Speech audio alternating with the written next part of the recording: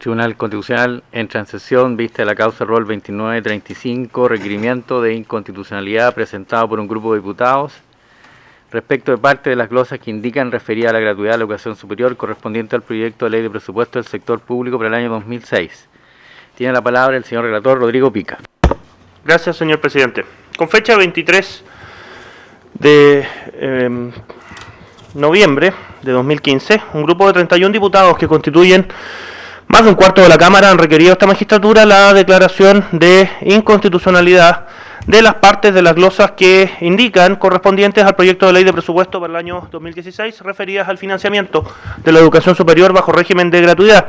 El primer grupo de normas que impugnan establecen, en resumen, los requisitos de las instituciones de educación superior para acceder al régimen de gratuidad. Se refieren a parte de los requisitos de elegibilidad, definiendo en primer lugar aquellas universidades que pertenezcan al Consejo de Rectores que eximan a sus estudiantes de pagos asociados de arancel y derechos básicos de matrícula y que manifiesten su voluntad de adherir al nuevo régimen de gratuidad a partir del 22 de el presente mes. En segundo lugar, aquellas universidades privadas que no pertenezcan al Consejo de Rectores y que al 30 de septiembre de 2015 se encuentren acreditadas por 4 o más años, que en sus estatutos contemplen participación estudiantil o funcionaria en el gobierno universitario, lo menos con derecho a voz, y que en la corporación o fundación no tengan participación de miembros asociados o beneficiarios de personas jurídicas de derecho privado que no sean sin fines de lucro.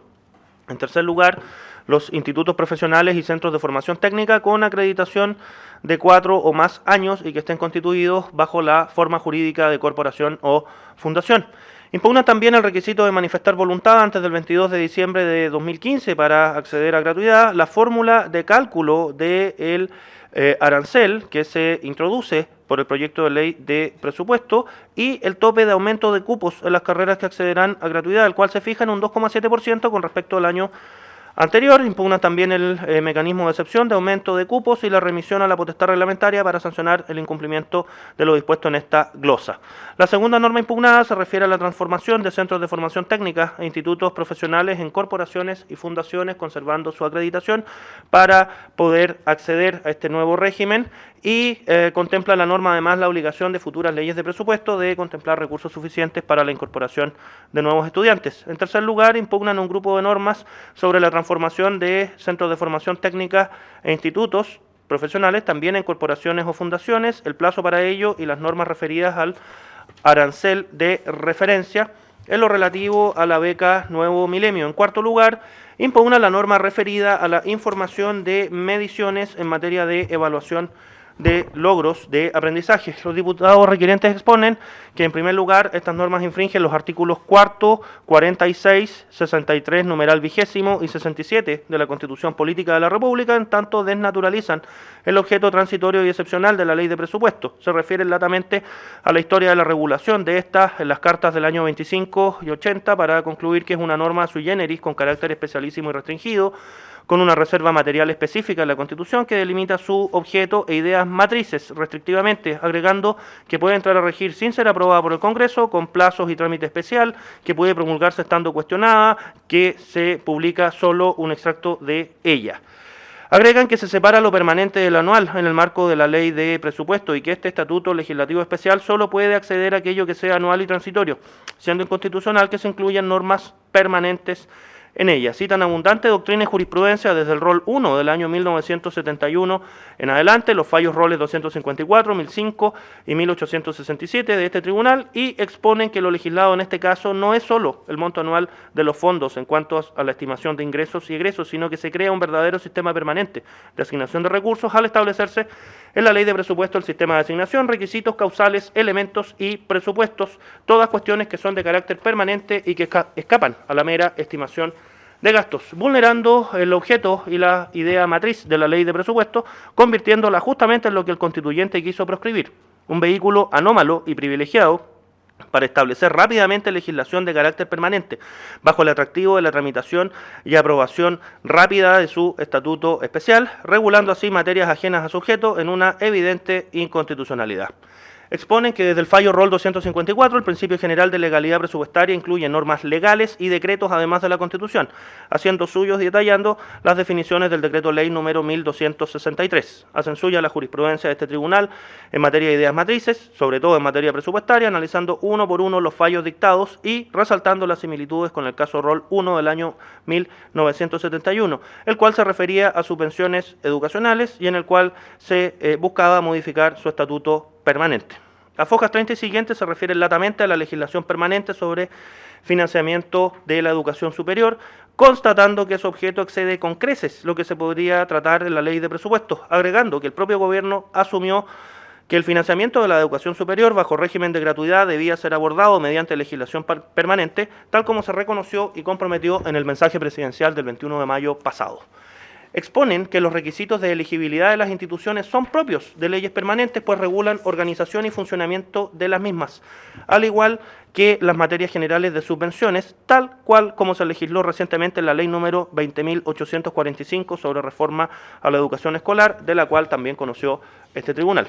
Agregan que por la glosa se pasa a un verdadero sistema de arancel regulado por el Estado que requiere ordenación legal permanente, al igual que la regulación de cupos por carrera que se introduce, considerada intrusiva, y que solo puede ser excepcionada con autorización del Ministerio. En este punto invocan como vulnerado el numeral 11º del artículo 19 de la Constitución al regularse excesivamente la autonomía de las instituciones educacionales, que resulta afectada y que debe efectuarse esta regulación por medio de una ley también permanente. Exponen que se afecta la autonomía de gestión de las instituciones, en tanto la planta, la infraestructura y la proyección se hace en función de la matrícula, que ahora pasa a estar regulada con un tope. Exponen que una discusión de tan alto impacto requiere a lo menos una deliberación democrática propia de una ley común, afectándose los derechos de las minorías parlamentarias, eludiéndose el debate. Y que por otra parte, además el incumplimiento de toda esta normativa nueva queda entregado a la potestad reglamentaria en cuanto a sus sanciones. En cuanto a los centros de formación técnica e institutos profesionales, se impugna una glosa que regula aspectos de otra glosa refiriéndose a la forma jurídica, cambio de ella, reconocimiento de acreditación, todas ellas materias de tipo permanente y no solamente referidas a gastos e ingresos. En cuanto a las normas de la beca Milenio, exponen que las condiciones establecidas también son propias de una ley permanente, incluyendo la obligación de congelar los aranceles que solo pueden aumentarse por el índice de precios al consumidor. En cuanto a los estudios y la difusión, estiman que se está modificando una ley permanente, el artículo 37 de la Ley General de Educación, restringiéndose además la publicidad. Por otra parte, a Fojas 41 denuncian como infringido el artículo 1º, inciso 5 de la Carta Fundamental, además de los numerales 2 y 3 de su artículo 19. En cuanto a la diferencia de trato que se establece para ciertas instituciones, es discriminatoria y en tanto los alumnos que se ven perjudicados son sin duda los más necesitados. Se refiere latamente al sistema de financiamiento vigente para los estudiantes en la educación superior, el Fondo Solidario del Crédito Universitario, el cual discriminatoriamente accedían solamente los estudiantes del Consejo de Rectores y que nunca tuvo una vía idónea para ser impugnado por dicha discriminación. Señalan que la glosa establece los denominados requisitos de elegibilidad de las instituciones, que constituye discriminación arbitraria al separar y discriminar a los estudiantes según las características de las universidades, con requisitos especiales que rigen solamente para aquellas que están fuera del Consejo de Rectores o para aquellos establecimientos que no sean centros de formación técnica e institutos profesionales. Exigencias que las universidades de dicho Consejo no deben cumplir y que en los hechos muchos de ellas no cumplen, en la errada convicción del Ejecutivo de que ellas cumplen con todos los estándares de calidad de educación necesarios para ser gratuitas. Estos requisitos además deben estar cumplidos al 30 de septiembre de 2015, día ya pasado y en el que se envió el proyecto de ley al Congreso, por lo cual el que quiera adaptarse a ellos no tiene plazo porque este ya venció y no depende de su voluntad cumplirlos el día de hoy. Esta diferencia de trato carece de fundamento racional, sería arbitraria, ya que las universidades del Consejo de Rectores quedan totalmente eximidas del cumplimiento de estas obligaciones. Agregan que solamente existen 4 universidades del Consejo de Rectores acreditadas por más de 4 años, que a lo menos 4 tienen acreditación por periodos inferiores y que excluyendo a la Pontificia Universidad Católica de Chile y a la Universidad de Chile el promedio de años de acreditación es mayor en las universidades privadas que en el CRUCH. Agregan que prácticamente ninguna universidad del Consejo cumple el requisito relativo a la participación estudiantil y funcionaria en sus instituciones de gobierno, agregando que muchas de ellas tendrán que modificar sus estatutos por ley o por decreto con fuerza de ley y que por ende es discriminatorio exigírselo solo a las universidades privadas.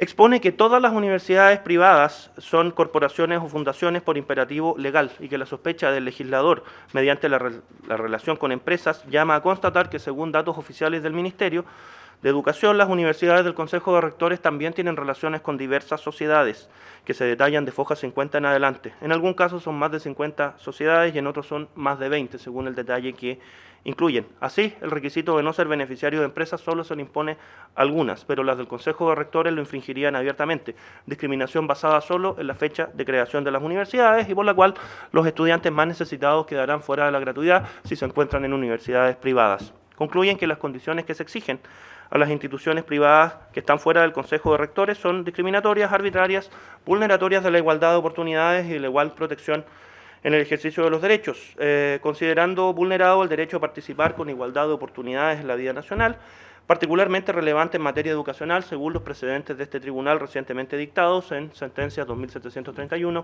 y 2787. A continuación, desarrollan latamente la infracción que alegan a la igualdad ante la ley, construyen un examen de igualdad ante la ley y posteriormente lo verifican en detalle para concluir que los requisitos configuran discriminación arbitraria, que las diferencias no se justifican y que dejan a algunos en una posición ventajosa para acceder a la gratuidad, agregando que los estudiantes de universidades sin gratuidad no pueden cambiarse a las que sí accedan a ella.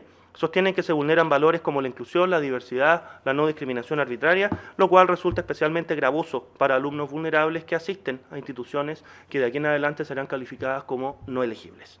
Como petición principal requieren la declaración de inconstitucionalidad de todas las normas impugnadas ya relatadas por vulnerar los artículos 4, 46, 63 numeral 20 y 67 de la Carta Fundamental. Como petición subsidiaria fundada solamente en las vulneraciones a los numerales segundo y tercero del artículo 19 de la Carta Fundamental, requieren la declaración de inconstitucionalidad del primer grupo de normas, es decir, las que se refieren a los requisitos de elegibilidad para acceder al régimen de gratuidad. Acogido a tramitación el requerimiento, posteriormente se resolvió por el Pleno del Tribunal declarar su admisibilidad, conferir traslado a los órganos colegisladores y convocar a una audiencia pública para oír a las instituciones y organizaciones que decidieran aportar antecedentes en el proceso. Con fecha 9 de diciembre de 2015 se verificó la audiencia pública, siendo oídas finalmente 18 de las 19 instituciones que se anunciaron. Contestando el traslado conferido en un extenso escrito de 118 fojas, el Poder Ejecutivo dio lata cuenta del requerimiento deducido, del sistema universitario chileno, sus regímenes de financiamiento, los caracteres y elementos de las glosas cuestionadas, señalando que los requirientes buscan modificar y anular la política de gratuidad progresiva, que tiene un régimen voluntario, ajustado a la actual situación económica y presupuestaria, que se concentra en los deciles de menores ingresos, con un criterio de calidad para delimitar los establecimientos beneficiarios, con un límite al gasto público y con cupos regulados. Expone el Ejecutivo que los requirentes pretenden eliminar la prohibición de copago como requisito de elegibilidad, que el tope de aumento en la matrícula, que se fijó en un 2,7%, se encuentra sujeto a excepciones y que se fijó ese porcentaje no de manera arbitraria, sino por ser el promedio de aumento de la matrícula en el Consejo de Rectores en los últimos años. En cuanto a la acreditación como requisito para acceder y a la información de las mediciones, expone que en las leyes de presupuesto anteriores se ha establecido exactamente lo mismo y llama la atención que no haya sido impugnado.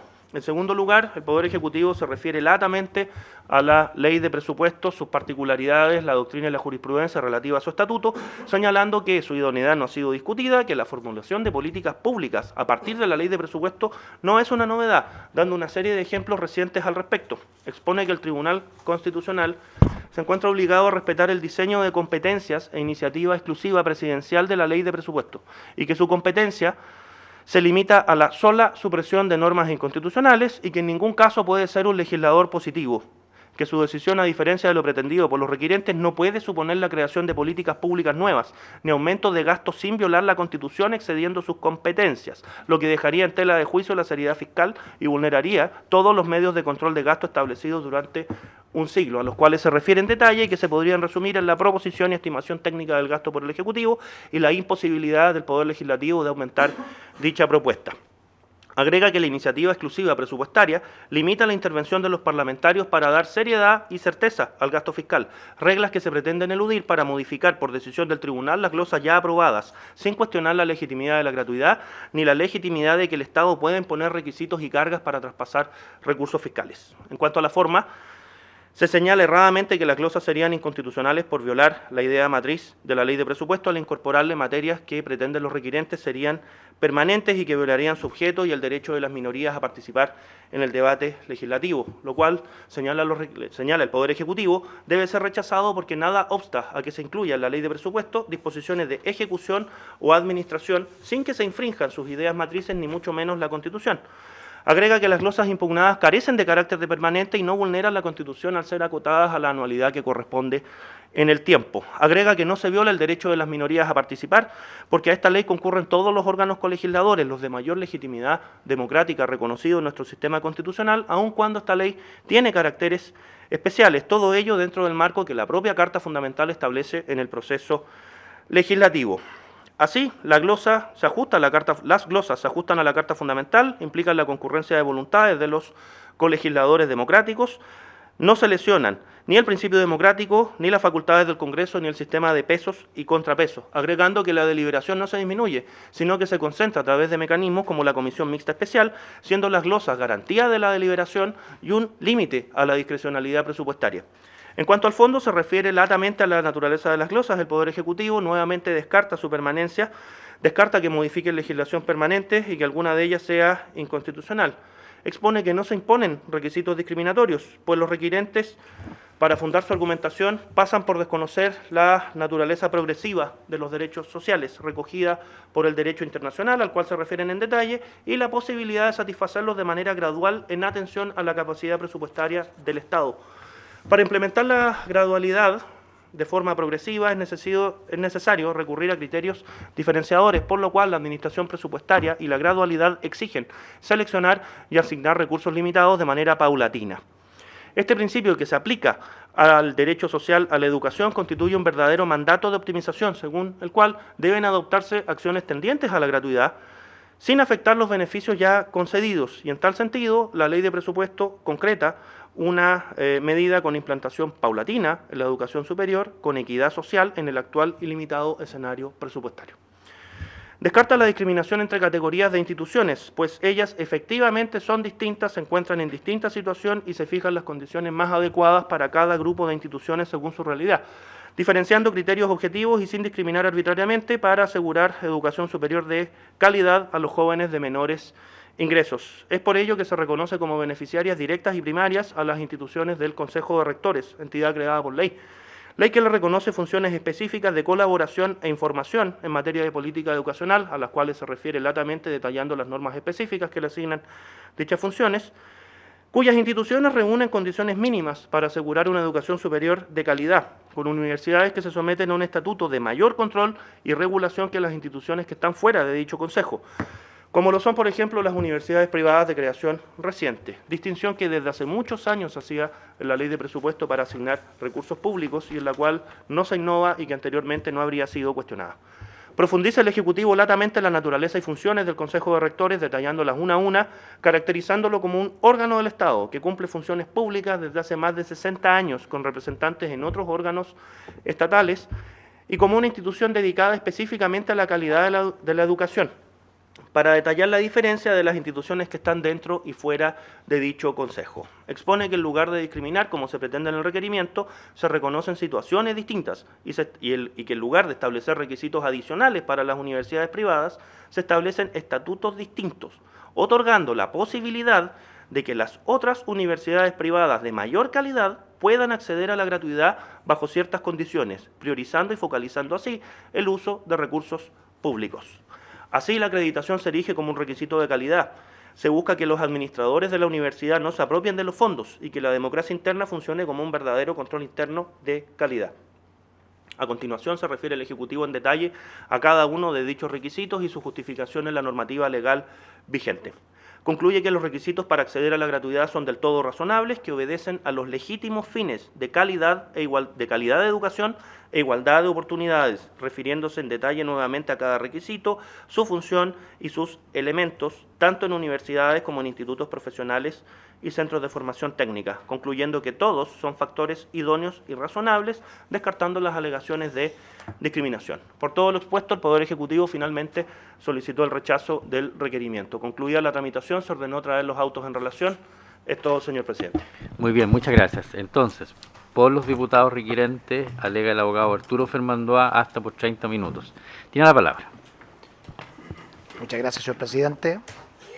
Con la venia de su señoría excelentísima y los señores y señoras ministros, alego en representación de los diputados requirentes y comienzo aclarando al tribunal que esta causa no persigue, como se puede haber insinuado, ni un triunfo ni una derrota política de nadie.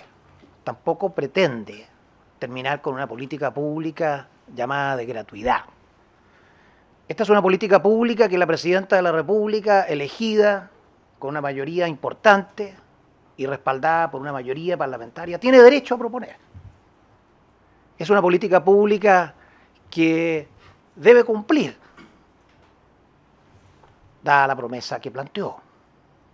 Aquí no se trata de derrotar una política pública que el jefe de Estado quiere llevar adelante. Estamos aquí para algo mucho más trascendental que eso, porque esa política pública representa una visión de la sociedad que puede tener personas que contrapongan otra visión de la sociedad. Y demostraremos cómo esto efectivamente cambia paradigmas de cómo se regula la educación superior hoy día en Chile. Pero eso no es lo importante en este requerimiento. En este requerimiento lo importante y la razón principal por la que estamos aquí es para rescatar el derecho que tienen todos los sectores políticos a participar en una discusión tan trascendental como esta reforma educacional, para un mejor resultado en esa buscada gratuidad. Eso no se está respetando en esta causa. Y ese procedimiento legislativo trascendental, para el cual este tribunal está primerísimamente llamado, es el que nos tiene fundamentalmente en esta causa.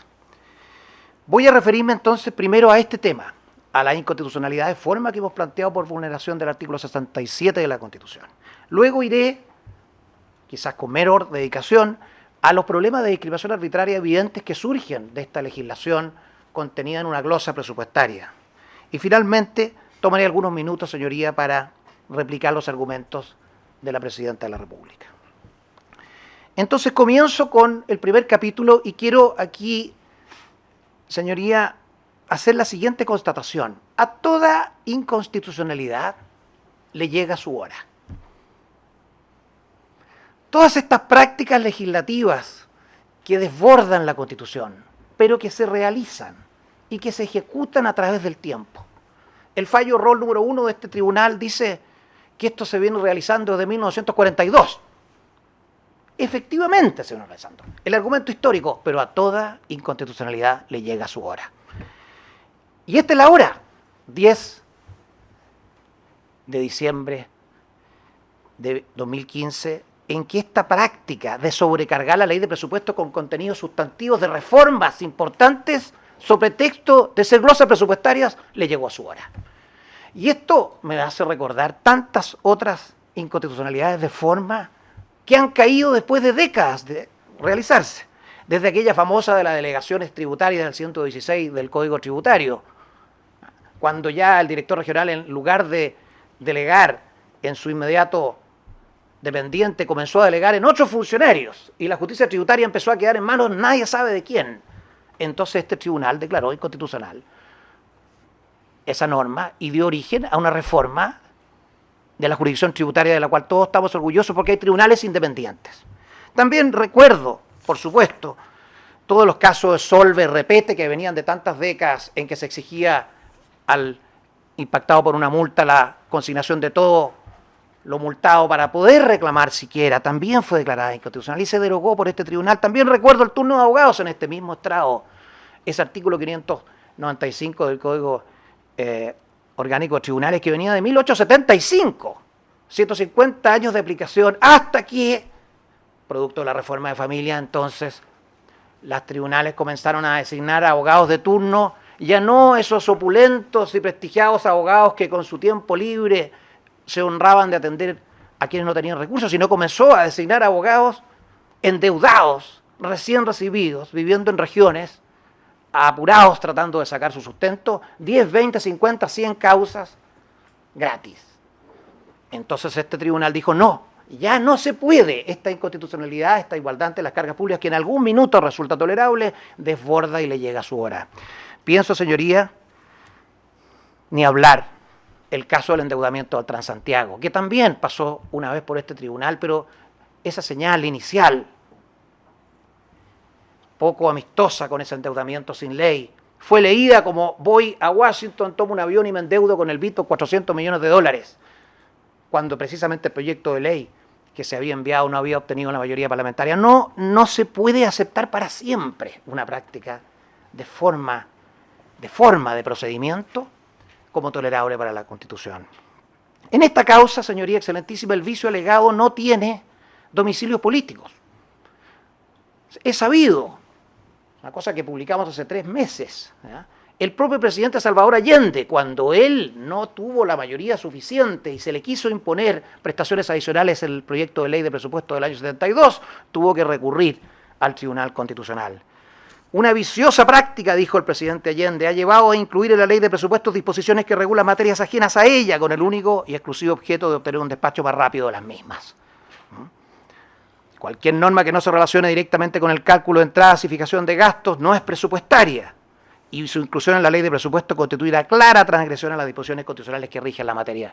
Obviamente no tiene domicilios políticos. Todos han usado y se han quejado de esta práctica.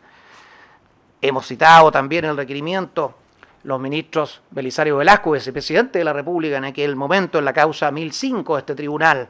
Por lo tanto, si se quieren efectuar precisiones, nuevas exigencias o nuevas provisiones y sanciones a los funcionarios públicos, debe modificarse la normativa antes citada o dictar una ley permanente. No le gustó al gobierno de la presidenta Bachelet en su primer ejercicio esa indicación parlamentaria que hacía a los funcionarios de exclusiva confianza de la presidenta perder el cargo por participar en actividades de proselitismo político. Era una propuesta interesante, audaz, estaba todavía la discusión, pero no le gustó y el tribunal así lo declaró.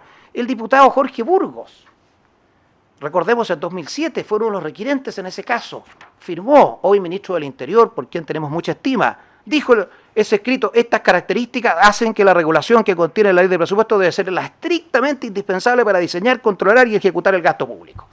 No tiene domicilios políticos. Por lo tanto, el rol de este Tribunal Constitucional es evidentemente el detectar estos problemas de forma, porque hay discrepancias, desde luego, hemos participado intensamente en foros sobre qué rol le corresponde a este tribunal en el control preventivo del proyecto de ley, de los proyectos de ley en general. Hay un sector importante de doctrina que estima que no puede desdibujarse el proceso legislativo con lo que llaman una tercera cámara, pero se refieren al control de fondo, se refieren al control de criterios y de derechos que exigen una valoración política, pero están todos de acuerdo. Están todos de acuerdo y consta en el libro del Centro de Estudios Públicos, el profesor Bascuñán, el profesor Rodrigo Correa, respetables voces que, criticando lo primero, sin embargo, están todos de acuerdo que esta clase de procedimientos legislativos debe ser necesariamente controlada por este tribunal, en control preventivo, porque si no estamos dispuestos a cuidarnos y a respetarnos los procedimientos, entonces ¿para qué existe el Estado? Aquel que obtiene un voto más, entonces cambia todas las reglas, se perpetúa y coloca los incentivos que quiera colocar unos y otros, este no es un problema de color político, para hacerse de las herramientas que los procedimientos previos no le indicaban. La esencia de la creación del Estado de Hobbes en adelante es tener procedimientos y tribunales que los vigilen. Por lo tanto, señoría excelentísima, los tribunales del mundo han dado los golpes más importantes en causas de inconstitucionalidad de forma. Vamos a la Corte Suprema Norteamericana desde antes de Marbury Madison. Vamos al Bonham Case del juez Edward Cook. Es un caso de forma, un colegio médico que no puede, aunque la ley se lo diga, encarcelar un miembro. Eso lo hacen los tribunales. Marbury Madison, un tema de competencia. El caso Miranda para efectos criminales, la indicación de cuáles son los derechos del arrestado. Todos son casos de forma. El derecho a guardar silencio, a un abogado, que el Estado se lo paga. Hasta los últimos, el veto legislativo fue declarado inconstitucional en el caso Chávez en Estados Unidos del año 83. Y el Line Item Veto, famoso, que le da mucho poder al presidente de la República, declarado inconstitucional a petición del presidente Clinton en el año 98. Los tribunales constitucionales del mundo se caracterizan por dar golpes en materia de cuidar los procedimientos, porque de lo contrario, entonces no tenemos las herramientas para ponernos de acuerdo en lo que es más complejo, que es nuestras discrepancias de fondo y de la sociedad.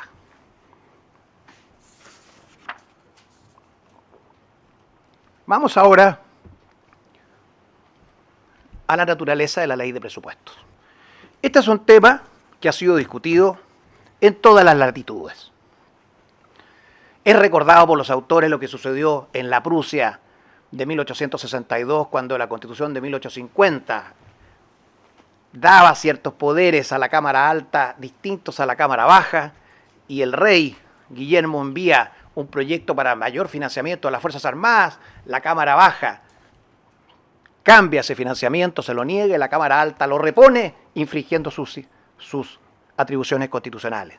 Y se produce un conflicto, el primer gran conflicto en Europa continental sobre la ley de presupuesto. Tendríamos nosotros nuestro propio conflicto pocos años después, acá, que costó una guerra civil y 10.000 muertos de compatriotas. Las leyes de presupuesto, por cierto, que son una tensión, porque el ultimátum de no aprobar los fondos para que no funcione el Estado es muy fuerte. Luego los tribunales reaccionan disponiendo mecanismos automáticos para que estas leyes operen y para que no se use ese ultimátum. Como contrapartida, la esencia de esa ley de presupuesto debe ser interpretada restrictivamente, porque de lo contrario me sirvo de esta automaticidad constitucional para efectos que no son estrictamente presupuestarios, y se distorsiona completamente el sistema de control de poderes. Así entonces se crea en Alemania el concepto del Beckpunktverbot, es decir, la prohibición de la sobrecarga, así como la Constitución del Reich de 1870, de Weimar de 1919 y desde luego la Ley Fundamental de Bonn de 1949 disponen automaticidad en la ley de presupuesto, también prohíben que se sobrecargue. Y esto no tiene que ver con la naturaleza de la ley de presupuesto. En cuanto a si es una ley formal, teoría de Lavand, o es una ley propiamente tal, teoría de Henel, y Jelinek, que estuvo en la mitad en esta opción, esto tiene que ver con qué le vamos a poner a la ley de presupuestos. Y surge entonces esta llamada provisión de sobrecarga, que es una protección vertical hacia el rey, hacia el ejecutivo, que es la que hoy día nos tiene acá, con la protección horizontal, que es aquella que nos tiene frente a las distintas cámaras, que no es el caso de Chile. La Ley Fundamental de Bonn dice: no es admisible ninguna disposición que sobrepase el año presupuestario o que no se refiera a los ingresos o gastos del Bund o de su administración. Los autores dan 3 bienes jurídicos detrás de esta naturaleza.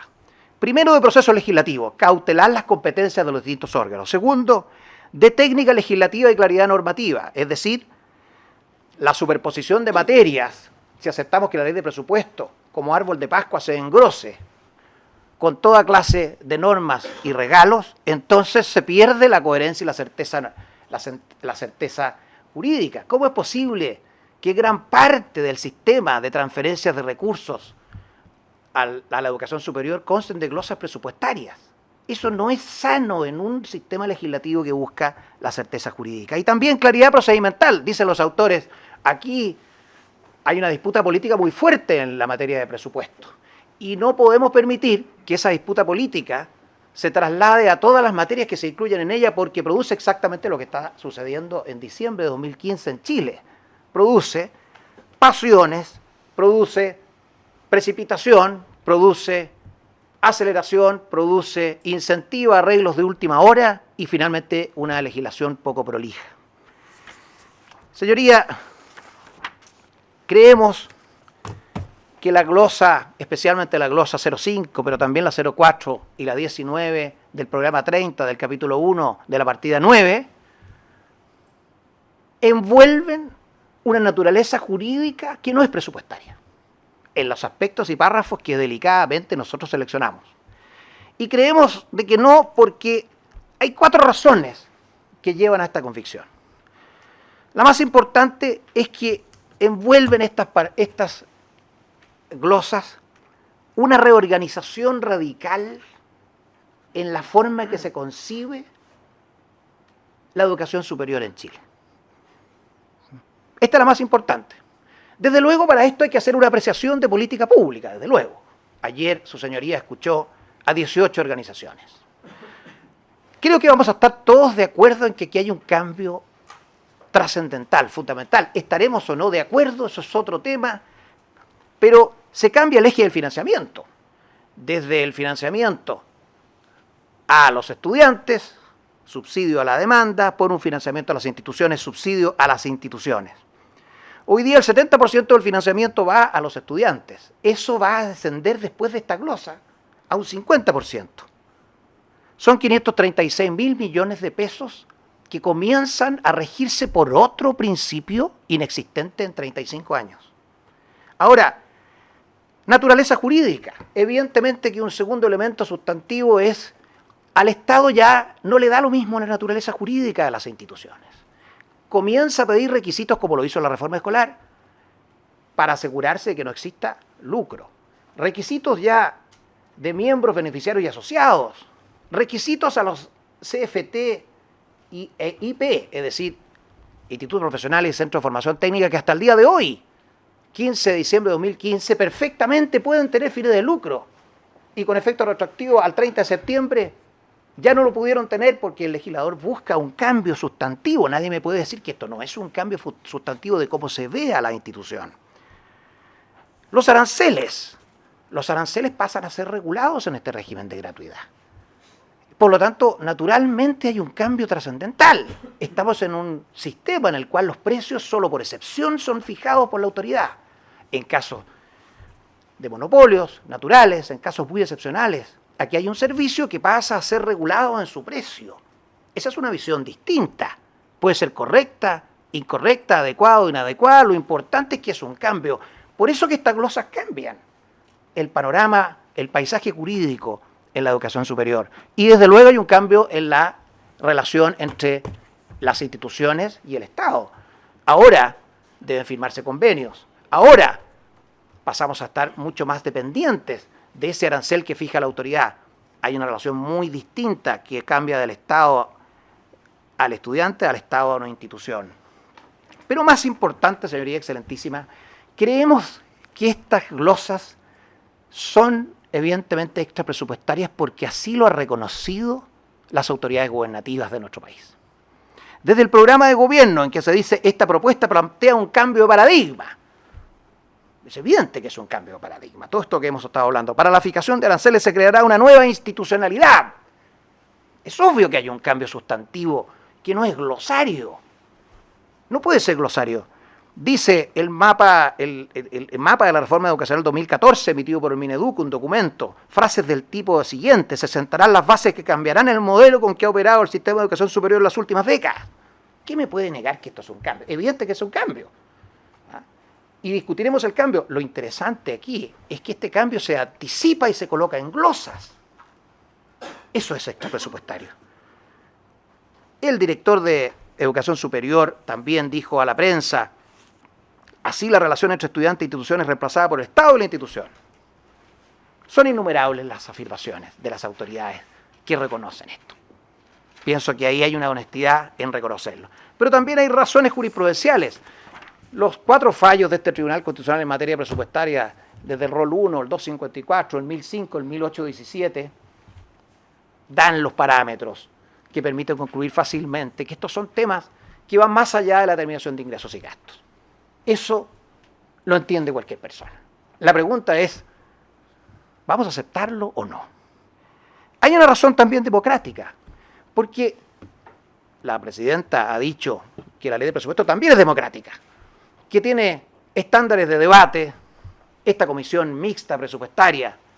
Evidentemente que la ley de presupuestos es democrática, a menos que yo le coloque la sobrecargue con materias que no son propias del presupuesto, en cuyo caso se hace poco democrática, porque ahí queremos legislar con la posibilidad suficiente de lograr acuerdos, y no con este cuchillo de guillotina constitucional consistente en la aprobación de una ley que rige sin aprobación del Congreso a los 60 días, si el Congreso no la despacha. ¿Quién puede decirme que eso no es un apercibimiento de la máxima potencia nuclear constitucional que cambia la forma en que se discuten las cosas? Se me dice, es que en las leyes normales también la presidenta o el presidente podría hacer presente la urgencia, efectivamente, pero eso depende del presidente y irá midiendo el terreno político. Pero aquí es la Constitución la que dice, más allá de la voluntad del presidente, que esto tiene que estar despachado en 60 días. Entonces, naturalmente, hay una razón democrática. Señoría, quiero ir dejando atrás la inconstitucionalidad de forma a los graves problemas de discriminación arbitraria que genera esta glosa. Es cierto que el problema de la discriminación arbitraria no es fácil de apreciar. Hemos tenido causas aquí mismo, en estos estrados, donde su señoría ha utilizado el principio de proporcionalidad, hace control de medios, pero estamos de acuerdo todos que efectivamente juzgar la razonabilidad o la irracionalidad de un medio en relación a un fin es complejo, envuelve visiones axiológicas, es complejo, eso lo acepto, pero nunca ha sido tan fácil como en esta causa probar una discriminación arbitraria. O me va a decir, señoría, en abstracto siquiera, al margen de lo que ocurre en la realidad, ya el control abstracto de esta glosa, que crea un grupo de universidades privilegiadas, que han hecho mucho aporte al país, y me honro de ejercer docencia en una de ellas, pero crea un grupo cerrado, privilegiado, que accede a la gratuidad con independencia de los criterios de calidad en su interior. Los índices de calidad que el propio Estado se ha dado no rigen al interior del CRUCH. Es un grupo al cual no se puede ingresar y el cual no se arriesga a salir. Es un grupo que tiene este privilegio asegurado solo por ser el CRUCH. Se me dice por la presidenta, es que el CRUCH tiene determinados deberes, por lo tanto merece ciertas restricciones, desde luego. Y desde luego eso en el pasado. Pero si voy a diseñar una política pública hacia el futuro que envuelve estos cuantiosísimos recursos, poder independizar el movimiento del factor y el criterio diferenciador de calidad en un grupo cerrado hermético legislativamente que accede al privilegio no tiene ningún sentido racional. Cuando esos mismos criterios despojan a otras universidades extra CRUCH de la posibilidad de acceder a la gratuidad. Nunca ha sido tan fácil probar esto, porque además tenemos, en el caso de los IP y CFT, una exigencia de naturaleza jurídica sin fines de lucro, que es legítimo. Discutiremos si tiene esto algo que ver con el 19 número 11, sobre la libertad de educación, pero mucho antes que eso. Institutos que han estado durante 35 años regidos bajo la legislación que los mandata y que les permite cualquiera de estas dos funciones y sin embargo, con efecto retroactivo al 30 de septiembre no alcanzaron a cumplir, entonces se les pide cambiar de naturaleza jurídica. Nunca ha sido tan fácil probar requisitos discriminatorios, cuando además, quisiera decir, que hay institutos, en este caso un centro de formación técnica, que solicitó al Ministerio en mayo de 2014 transformarse en personas jurídicas sin fin de lucro, anticipándose, y el Ministerio le contestó, en oficio 5 de junio de 2014, no es posible porque no tenemos legislación que permita que usted siga siendo el que es, pierde su naturaleza jurídica, pierde su acreditación, pierde todo, usted debe quedarse con fines de lucro. Entonces el instituto espera y llega esta glosa y ya no se puede sumar, ya quedó fuera para el próximo año. Nunca ha sido tan fácil. Sabemos en concreto, señoría, sabemos que el resultado de la aplicación de estas glosas dan resultados inexplicables. Por ejemplo, que existan 3 universidades en el CRUCH que no tengan 3 años, que no tengan el requisito cumplido 4 años de acreditación. Estas universidades todos sabemos cuáles son. Había una cuarta que logró revertir esto en una reposición ante la Comisión Nacional de Acreditación, pero no se puede explicar que adentro del CRUCH 3 universidades que el índice más importante de calidad que designa esta propia glosa no se cumple y sin embargo accederán a la gratuidad. Sabemos también que un número muy importante de universidades del CRUCH no tienen en sus estatutos la representación estudiantil o no académica que exige esta glosa para acceder a la gratuidad. Me honro de haber estado en una que sí lo tenía y haber ejercido ese cargo estudiantil hace bastantes años, pero hay varias que no lo tienen. Entonces es un privilegio que no hace sentido a la razón.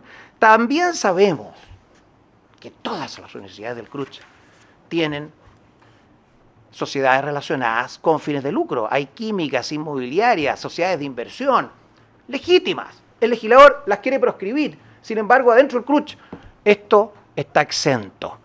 No estamos haciendo un alegato contra las sociedades del CRUCH, estamos haciendo un alegato contra los requisitos discriminatorios que coloca el legislador en su glosa.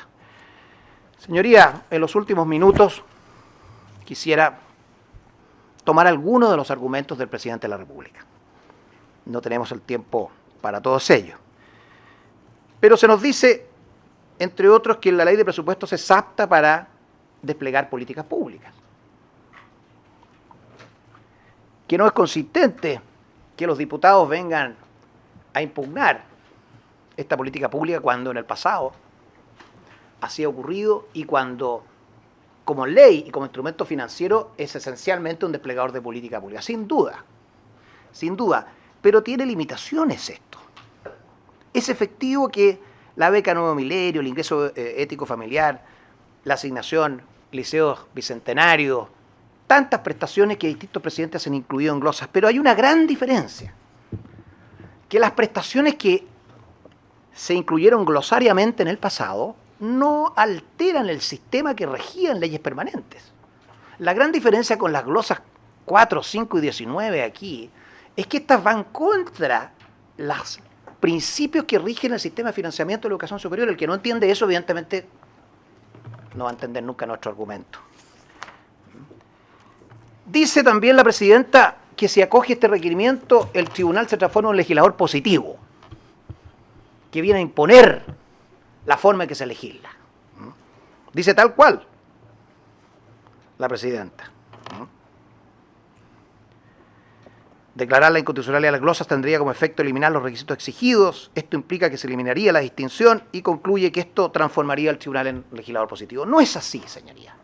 Aquí simplemente estamos impugnando los requisitos, los gastos están aceptados y no están impugnados, los 546.620 millones quedan vivos y por lo tanto este tribunal se atiene exactamente a su rol.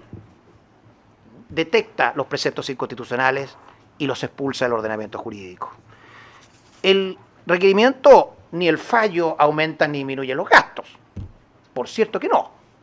Simplemente se eliminarían los requisitos. ¿Y qué herramientas tiene el presidente de la República para resolver el problema? Muchas.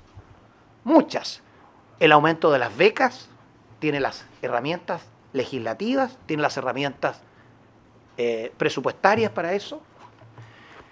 Hay muchos cálculos que los institutos especializados han hecho respecto de cómo hacer para que esas mismas dineros aprobados alcancen a los alumnos vulnerables atendiendo al criterio de la vulnerabilidad. Porque el gran problema que tenemos ahora es que si se pretende dar gratuidad a los 5 primeros deciles de menores ingresos, pero el criterio de la vulnerabilidad se intoxica con estos otros requisitos jurídicos y por lo tanto a igual vulnerabilidad hay alumnos que acceden y otros que no, el presidente tiene perfectamente herramientas administrativas y legislativas vigentes para resolver el problema con más criterio que el que exhibió en estas glosas. No es lo mejor, es un problema político, desde luego, pero mucho peor sería aceptar en el futuro que una reforma de este volumen se incluya en una glosa. Dice también el presidente que estos diputados se oponen a la progresividad, que los derechos fundamentales deben ser progresivos, y le agregamos nosotros irreversibles también. Si el problema es que el primer paso, y así lo ha dicho el Consejo Económico y Social de la Comisión Interamericana de Derechos Humanos, el primer paso en esa progresividad ya no pueden incurrir en discriminaciones arbitrarias. Nadie está negando que esto se debe hacer gradualmente. Lo importante es que ninguno de estos pasos puede infringir el principio de la igualdad ante la ley. Señoría, no estamos impugnando los requisitos, no estamos impugnando la progresividad, no estamos impugnando la política pública, estamos impugnando las herramientas e instrumentos que han sido seleccionados precipitadamente, sin el adecuado debate legislativo. Y creemos, en definitiva, que este tribunal está llamado a rescatar este núcleo de procedimiento legislativo que garantizará que hacia el futuro los jefes de Estado, cuando asuman respaldados por la ciudadanía, puedan producir un mejor producto para la implementación de su propio programa. A eso llamamos a este tribunal, para que esta práctica inconstitucional le llegue definitivamente su hora en el día de hoy. Muchas gracias. Muy bien, muchas gracias. Por el Poder Ejecutivo, alega doña Paulina Veloso Valenzuela. Tiene la palabra hasta por 30 minutos. Muchas gracias, su señoría. Excelentísimo tribunal, excelentísimas ministras y ministros. Alego por la Presidenta de la República solicitando que sea rechazado el requerimiento por considerar que no contiene ningún vicio de constitucionalidad. Antes de referirme a los aspectos de forma y fondo alegados por los requirentes, me voy a detener en 3 puntos introductorios. En primer término, señoría, en el requerimiento y también en lo que señala el colega, hay en realidad una omisión deliberada a las diferencias actuales que existen entre las instituciones de educación superior. Y estas diferencias, no como lo dice el colega, no las crea la glosa. La glosa no crea estas diferencias existen. ¿Y dónde existen? En la ley. En la ley, su señoría, la ley que crea el CRUS, debo recordar, es del año 54. Posteriormente se modifica el año 64 y de ahí se han dictado sucesivas leyes en que se ha ido reconociendo esta diferencia de estatutos, de características, de requisitos, de exigencia entre las instituciones del CRUS y las instituciones, las universidades privadas que no pertenecen al CRUS. Y por eso entonces, como digo, las leyes sucesivas, o sea, muchísimas veces, no glosas solamente, sino que las leyes de la República han ido reconociendo esta diferencia y han establecido entonces, a propósito de los temas de financiamiento, esta diferencia tanto respecto a los alumnos como respecto al financiamiento de las instituciones. Me refiero, en el financiamiento de las instituciones, por ejemplo, está, el financiamiento de los estudiantes, por ejemplo, en primer lugar está el Fondo Solidario de Crédito Universitario, que es solo para las universidades del CRUS. El crédito con aval del Estado, en cambio, va para todas las universidades, CRUS y no CRUS, pero con exigencia. Desde luego hay una exigencia de la PSU. Las becas de educación superior en general están establecidas para el CRUS, solo para el CRUS, solo con un requisito que estén acreditadas, no con plazo de acreditación. Y desde el punto de vista del financiamiento de las instituciones, hay leyes específicas. La ley de aporte fiscal directo, que las leyes de presupuesto respetan, que el año 2015 llegó a 202.000 millones de pesos, un poco más, y que va solo para las instituciones del CRUS. El aporte fiscal indirecto, si bien para todas las universidades, se distribuye en función de los resultados de la prueba de selección universitaria y por lo tanto el 75% de ese fondo va directamente a las universidades del CRUS. Y esto, como digo, no alcanzo a verlas todas, pero esto es una sucesiva de leyes desde el año 54.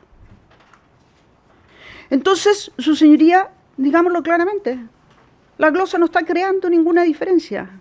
La glosa está utilizando, o sea, no está contemplando, como dice el colega, una reorganización radical del sistema universitario. No, sí, utiliza exactamente lo que existe, Enseguida, ¿qué es lo que ha hecho la ley de presupuesto de todos los años? La ley de presupuesto de todos los años reconoce esta tipología y otorga los recursos fiscales haciendo estas distinciones y exigiendo distintos requisitos. Por ejemplo, tiene fondos que otorga solo para las universidades estatales, sin requisitos. Otorga fondos distinguiendo entre universidades del CRUS, entre estatales y no estatales, pero le otorga más a los estatales. Enseguida hace la distinción respecto a si están acreditadas o no acreditadas. Todas las universidades del CRUS están acreditadas. En cambio, las universidades que no son del CRUS, hay más de 14 universidades que no están acreditadas. Algunas han sido rechazadas y otras nunca se han presentado. Su señoría, pero incluso existe el Fondo de Innovación Superior, del Fondo de Innovación de la Educación Superior, que está en las glosas desde el 2012, o sea, fue creada por el presidente Piñera. Se mantuvo del 2012 hasta el día de hoy, o sea, en esta ley de presupuesto que se aprobó y que está pasando por este tema a este excelentísimo tribunal, que hace exactamente la misma distinción. Esto es un fondo que se otorga a las universidades del CRUS sin ningún requisito y a las universidades que no están en el CRUS que tengan una acreditación de 4 o más años.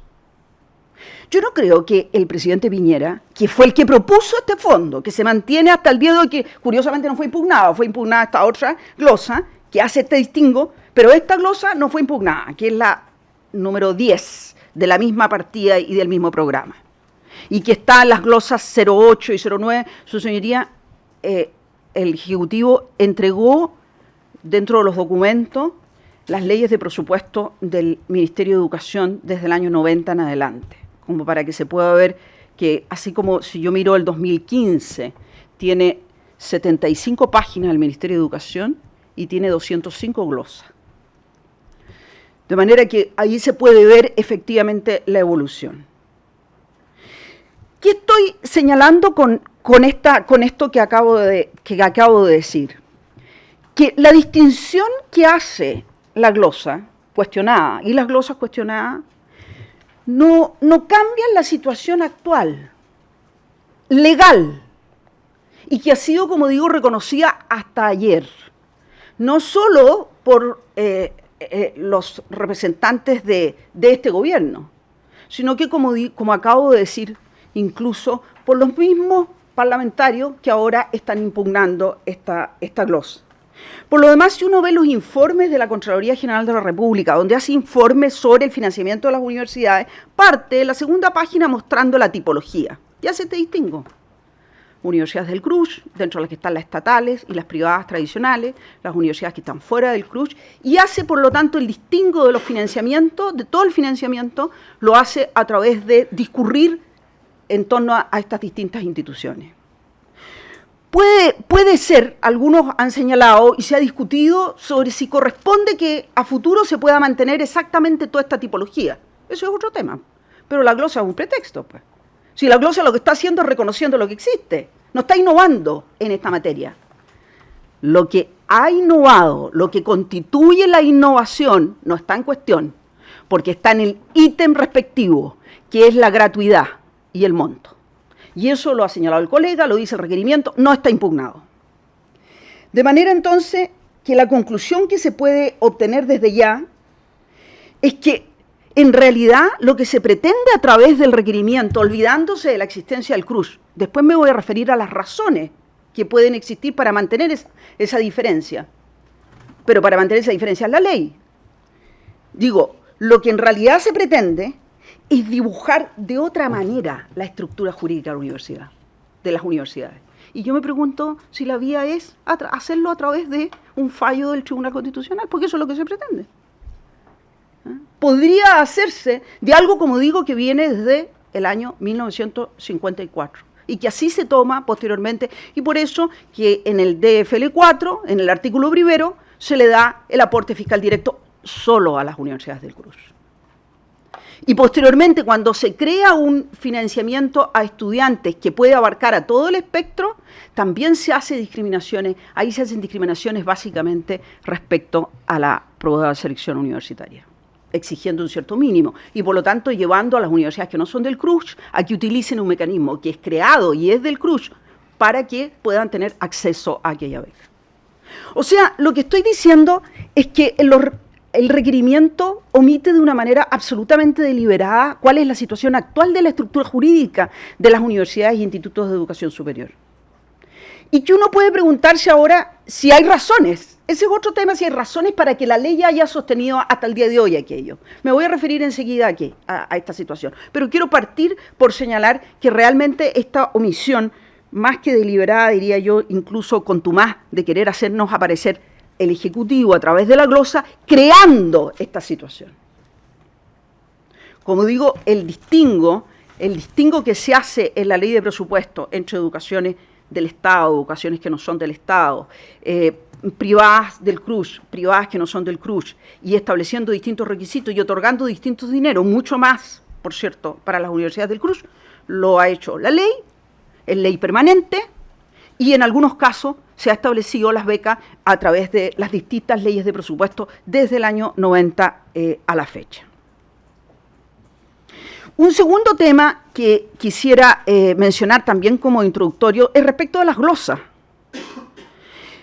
La pregunta que debo hacerme es la siguiente, o debe hacerse, es: ¿puede el Ejecutivo enviar un proyecto de ley en que se apruebe el ítem, un monto, y sin la glosa? Por supuesto que sí, por supuesto que podría haberlo hecho. ¿Qué es lo que hace la glosa? La glosa establece limitaciones a ese gasto, porque el Congreso lo que hace es que aprueba el gasto, lo puede disminuir, pero en definitiva aprueba, puede rechazar el gasto, puede disminuir el gasto.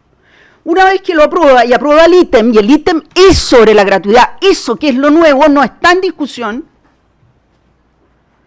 puede no contemplar una glosa.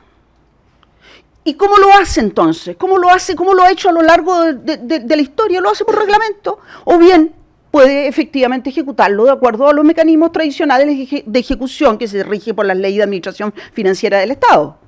Puede hacerlo. ¿Qué habría hecho el Ejecutivo si no hubiera llevado a la discusión deliberativa del Congreso esta situación? Lo habría distribuido de la manera como se viene haciendo de acuerdo a la distinta legislación. Eso es lo que habría hecho.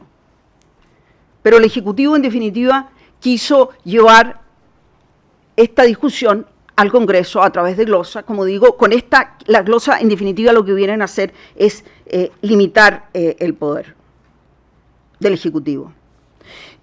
No alcancé a contarlas totalmente, pero son más de 1000 glosas en general en las leyes de presupuesto. Su Señoría, el requerimiento utiliza los precedentes del Tribunal Constitucional de una manera absolutamente engañosa, a mi juicio. Particularmente, lo que es increíble es el uso que se hace del fallo del Tribunal Constitucional del año 72. En ese momento, Su Señoría, el Congreso, de acuerdo a lo que declaró el Tribunal Constitucional, se excedió absolutamente sus atribuciones y pretendía, a través de la glosa, limitar al Ejecutivo y modificar la ley del cobre, la ley del Banco Central, la ley de Corfo, la ley del Banco del Estado, la ley general de banco, el estatuto administrativo, la ley sobre publicidad, la distribución de fondos estatales a los canales de televisión. Todo eso pretendía el Congreso, la mayoría del Congreso, imponérselo al presidente de la República en un grave conflicto que existía en ese momento entre Congreso y Ejecutivo. ¿Y qué es lo que dijo el Tribunal Constitucional? El Tribunal Constitucional dijo que invadía las potestades, las atribuciones del presidente de la República, que se salían totalmente de la idea matriz porque nada tenían que ver con los gastos aprobados, y además modificaba leyes permanentes, que era lo más importante. Y todo esto lo olvida el requerimiento y hace como una mención de un artículo, de un aspecto que además lo distorsiona. Yo no me voy a referir a todos los otros precedentes, pero no hay ningún precedente que pueda servir al argumento del requerimiento. De manera que llamo simplemente a mirarlos con detención. Ahora bien, es cierto que respecto de las glosas se ha mantenido, se han elaborado algunas políticas, que no es el caso, porque la política, vuelvo a insistir, está definida en el ítem. La glosa lo único que hace es establecer a qué estudiantes beneficia de acuerdo a las instituciones elegibles. Lo que está impugnado son las instituciones elegibles. Y eso se hace de acuerdo a los criterios legales que actualmente existen. Vuelvo a repetir. Entonces, hay una innumerable cantidad de políticas públicas que se han hecho desde las glosas y que no son impugnadas, que podrían haber sido impugnadas ahora, como el colega dice de que llegó la hora, tendrían que haber sido impugnadas aquellas. Me refiero, por ejemplo, a aquella, yendo a educación, porque es innumerable la cantidad en otros ministerios. Yendo solamente a educación, las becas Chile, por ejemplo, son enteramente de creación de glosa. Y no tienen ley, sino que se aplica un reglamento del año 2008. El 2009 se creó en realidad un reglamento anterior, se crearon las becas Chile, han ido creciendo con el tiempo, se han cambiado de sección, pasaron desde el subtítulo de educación superior a CONICYT, o sea, se ha cambiado en definitiva quien tiene el mando, la ejecución de la respectiva ítem presupuestario, pero todos los requisitos están establecidos en la glosa y en el reglamento dictado el año 2008. Pero no tiene una ley que los crea en forma especial. y son, por cierto, de una enorme importancia para el país y de enorme importancia para la educación.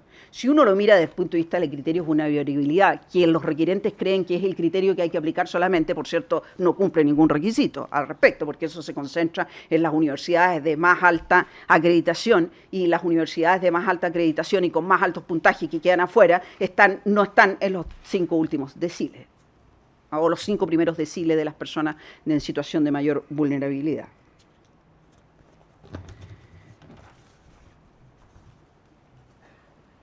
Un tercer punto de precisión, aunque ya lo he adelantado, es ¿quién lo impugnado? Lo impugnado, se ha dicho, no es el ítem. El ítem dice financiamiento del acceso gratuito a las instituciones de educación superior. Eso es lo nuevo. Eso es lo que introduce la Presidenta de la República como novedad en la ley de presupuesto. Y repito, eso no está impugnado, ni tampoco el monto. Y eso porque el principio que está contenido ahí es distinto al actual. Lo impugnado propiamente no son tampoco los requisitos que se le establecen a los estudiantes, sino que las instituciones elegibles. Eso en materia de requerimiento de fondo, desde el punto de vista de la forma. Hay otra cantidad de cuestiones impugnadas, no me voy a referir a ello, pero son solo 2, no hay tiempo de referirme a cada una de ellos. Se cuestiona que los alumnos que se le otorgue el financiamiento, que se otorga a la institución, pero por alumno, pueda cobrársele matrícula y mensualidad. Pero eso es alterar la idea de la gratuidad, absolutamente, que es alterar el ítem, y eso está impugnado. También está impugnado el cálculo arancel. Se dice que esto de hablar de arancel de referencia, también están las glosas, pues. Si también se calcula, si esto del arancel de referencia tampoco está inventado la glosa. No hay nada inventado en la glosa, nada, absolutamente nada. Todo viene de legislaciones anteriores. Y eso, como digo, es impugnado en materia de forma. De modo entonces que concluyo en esta introducción señalando que lo que pretenden los requirentes es modificar el mapa de la estructura jurídica actual del sistema universitario y de institutos de educación superior. La glosa lo que ha hecho es que ha mantenido lo que existe, introduciendo una política general nueva que lo hace a través del ítem gratuidad. Nada de lo que está en la glosa no está reconocido en legislaciones anteriores, de alguna manera.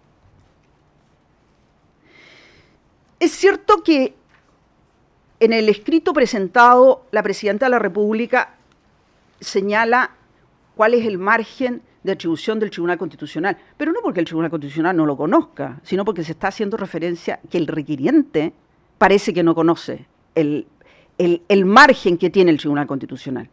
Porque obviamente que la pretensión de la otra parte es, en definitiva, hacer una modificación, es en definitiva, al disminuir requisitos, es aumentar el monto. Y eso tan claro lo saben que dice que entonces tendrían que tener no los de 5 deciles, sino que los de 4 deciles o de 3 deciles. Y eso, este tribunal sabe perfectamente que no puede hacer, que no puede modificar el monto, no puede aumentar los ingresos, ni puede definir una política que es de gratuidad como de no gratuidad, como se pretende. En ese sentido es que está el planteamiento del Ejecutivo, no me detengo más en esa materia, para enseguida, y teniendo presente las limitaciones que, por cierto, este tribunal conoce y de sobra, me voy a referir a las impugnaciones de forma. Básicamente lo que se señala en estas impugnaciones es que la ley de presupuesto es especial y que debería entonces tener materias limitadas, no puede contener leyes sustantivas, es una nueva nomenclatura, no la conocía, no está en la doctrina ni en las leyes, y que de otra manera se vulneraría el régimen democrático, porque no especialmente por la deliberación. En toda la discusión que se hace a propósito de este tema en el escrito, en realidad lo que yo observo es que se está impugnando la ley de presupuesto, nada menos, el artículo 67, porque se está señalando que no se respeta el régimen democrático a través de todo el procedimiento. No voy a hacer la defensa, acá creo que es absolutamente innecesario de la manera como se respeta el régimen democrático en esta configuración de la ley de presupuesto. Lo importante respecto a la impugnación es que esta glosa respeta las ideas matrices. Las ideas matrices, y lo ha dicho este tribunal, no solo están vinculadas a los ingresos y al gasto que se hace el presupuesto de ingresos y gastos de la nación para un año calendario específico, sino que además se establece que puede contener normas sobre la ejecución misma y sobre las indicaciones de cómo se realiza este gasto, y eso lo ha dicho en sucesivas sentencias del tribunal, unas que han citado a otras, entre otras justamente la del año 72.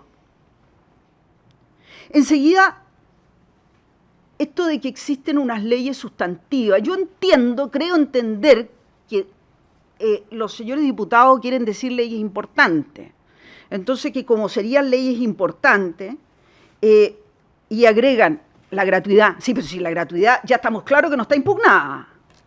Bueno, pero serían leyes importantes, entonces requerirían una mayor discusión parlamentaria que no se da a la ley de presupuesto. Bueno, a nuestro juicio, y eso lo planteamos, la ley de presupuesto tiene no solo reglamentado el debate parlamentario, sino que asegurada la participación de la minoría, no así las demás leyes. Tiene asegurado un mínimo de tiempo de discusión, no así el resto de la legislación. Pero vuelvo a repetir, pero lo más importante es que en realidad esta ley, lo sustantivo, si uno quisiera llamarlo así, lo importante, lo novedoso, está en la gratuidad, y eso no está puesto en cuestión, y lo ha dicho el colega. Y en todo lo demás, es lo mismo que se ha venido planteando en la ley de presupuesto, y ustedes lo pueden ver las 205 glosas que se ha venido planteando a lo largo de los años, y que hace mención a las leyes dictadas con anterioridad por los sucesivos parlamentos. En el fondo, lo que nos quiere decir el requerimiento es que se quisiera cambiar lo actual. No le gusta el crush, eso está claro. Uno lee el escrito y dice, no le gusta el crush, lo encuentra innecesario, encuentra que es un grupo cerrado, que no deja entrar, no le gusta el crush, eso está claro. No lo puede hacer en esta instancia. No lo puede hacer a propósito de la ley de presupuesto. Tengo claro que pueden tener razones, que no les guste, pero no cabe hacerlo en esta sede y a propósito de esta discusión.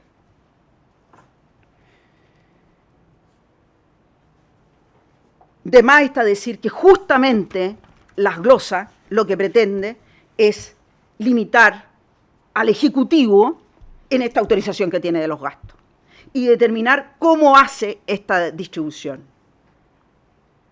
Y al hacerlo así y al mostrar así, no ha restringido el debate democrático. Al contrario, ha llevado a un debate muy vigoroso en el Parlamento, en todas las instancias, con presencia de las minorías, con posibilidad de que vote, que se manifieste.